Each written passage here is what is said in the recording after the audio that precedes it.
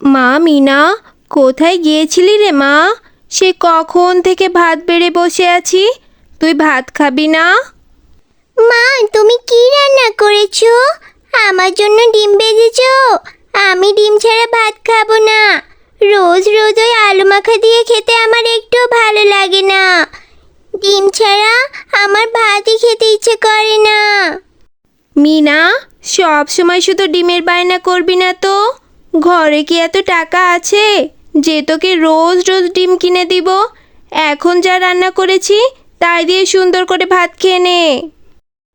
না মা, ডিম ভাজি না করে দিলে আমি ভাতই খাবো না।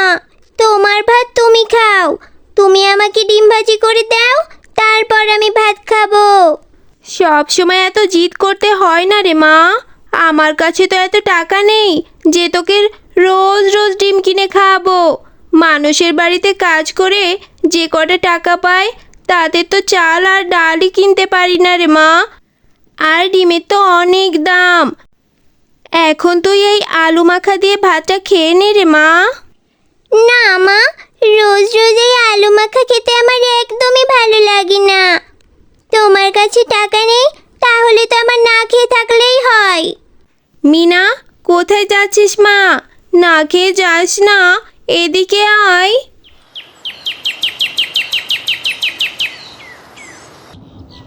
আরে মিনা, তোকে কতক্ষণ ধরে খুঁজছি আমি। এইখানে বসে বসে কি করছিস? ঝুমা, তুই জানিস আমার মনটা না ভীষণ খারাপ। মা না আমাকে প্রতিদিন এক আলু মাখা দিয়ে ভাত খেতে দেয়।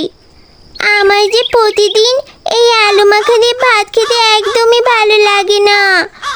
তাই আমার মনটা ভীষণ খারাপ। আমার যে ডিম ভাজি দিয়ে ভাত খেতে ভালো লাগে। ও, এই ব্যাপার। তুই আমার সাথে চল মিনা, আমাদের বাড়িতে অনেক মুরগির ডিম আছে।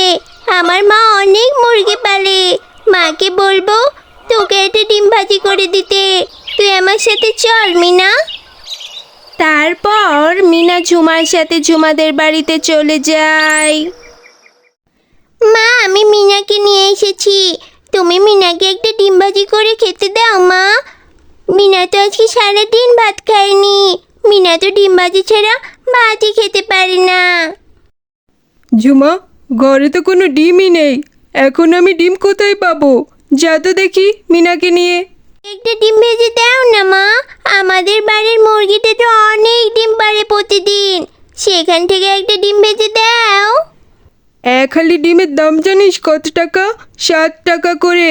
এত টাকার ডিম আমি মিনাকে ফ্রিতে খাইয়ে দেব কেন রে বাপু? যা তো মিনা, বাড়ি যা। কাকিমা, থাক, আমার ডিম খেতে হবে না। আমি ডিম ছাড়াই ভাত খেয়ে নেব। আমি তো ঝুমার কাছে ডিম খেতে চাইনি। ঝুমা আমাকে নিয়ে এসেছে। আমি এখন বাড়িতে যাই। আচ্ছা আচ্ছা, ঠিক আছে। তুই যদি আমার উঠানটা ঝাড়ু দিয়ে দিস তাহলে আমি তোকে একটা ডিম দেব। এরপর মিনা বাঘিনীর কথা মতো তার উঠানটা ঝাড়ু দিয়ে দেয়। এরপর বাঘিনী মিনাকে একটা পচা ডিম ধরিয়ে দেয়। আর অবুঝ মিনা কিছুই বুঝতে না পেরে সেই পচা ডিম নিয়ে বাড়ি চলে আসে। এইদিকে মিনার মা মিনার জন্য অপেক্ষা করে বসে থাকে। মিনা, তোকে সে কত জায়গা খুঁজেছি। তুই কোথায় গিয়েছিলে মা? আমি তোর জন্য ভাত নিয়ে বসে আছি, আর সেই সকালে তুই না খেয়ে বেরিয়েছিস। এখন তো সন্ধ্যা হয়ে গেছে, আর তুই এটা কি নিয়ে এসেছিস? কেমন যেন একটা গন্ধ বের হচ্ছে মনে হচ্ছে। মা, তুমি আমাকে এই ডিমটা ভাজি করে দিবে? আমি না বাঘিনী কাকিমার বাড়িতে উঠান ঝাড়ু দিয়েছি আর অনেক কাজ করে দিয়েছি। তাই বাঘিনী কাকিমা আমাকে এই ডিমটা দিয়েছে। কি, তুই এই সামান্য ডিমের জন্য মানুষের বাড়িতে কাজ করেছিস? মিনা, তুই যা ইচ্ছে তাই কর। তুই কেন গিয়েছিলি? কেন বাঘিনী ভাবির বাড়িতে যেয়ে কাজ করেছিস? তোকে এই পচা ডিমটা ধরিয়ে দিয়ে বিদায় করে দিল, আর তুই এই পচা ডিমটা নিয়ে চলে এলি। তুই এক্ষুনি গিয়ে এই পচা ডিমটা ফেলে দে। এই কথা বলে মিনার মা মনটা খারাপ করে সেখান থেকে চলে যায়। আমি তো ভালোর জন্যই ডিমটা এনেছিলাম। মা তাহলে আমার সাথে রাগ করলো কেন? ও, বুঝেছি। আমি অন্যের বাড়িতে কাজ করেছি বলে মা অনেক কষ্ট পেয়েছে। যাই, আমি এক্ষুনি এই ডিমটা ফেলে দিব। এরপর মিনা ডিমটা নিয়ে তাদের বাড়ির পাশের পুকুরে ফেলে দেয়।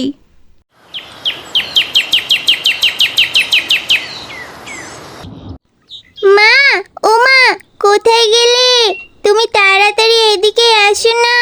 দেখো দেখো, আমাদের পুকুরে কি সুন্দর ডিমের গাছ হয়েছে, আর এই গাছে কত ডিম ধরেছে। এত ডিম কোথা থেকে এলো মা, বলো তো? আরে মিনা, তাই তো দেখছি, আমাদের এই পুকুরে ডিমের গাছটা কোথা থেকে এলো?